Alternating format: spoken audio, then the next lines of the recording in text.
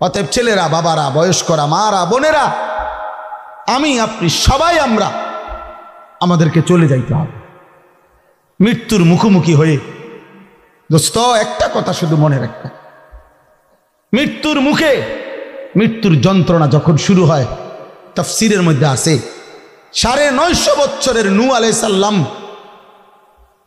950 বছর যিনি এই পৃথিবীতে হায়াত পাইছেন, আল্লাহর কসম ওনাকে জিজ্ঞেস করা হয়েছে মৃত্যুর পূর্ব মুহূর্তে, হে নবী নূহ, দুনিয়ার এই লম্বা হায়াত যেটা আপনি ছিলেন, আপনার কাছে কতটুকু সময় মনে হচ্ছে?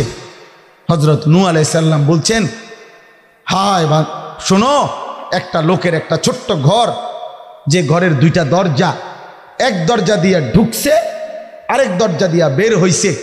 হযরত বলেন, নূহ আলাইহিস সালাম, আল্লাহর কসম, আমার এই মৃত্যুর যন্ত্রণা এখন এই মুহূর্তে আমার মনে হচ্ছে আমি যেন 950 বছরের এই সময়টা ওই ব্যক্তির ছোট্ট ঘরের এই দরজা দিয়ে ঢুকছি আর এই দরজা দিয়ে বের হলাম।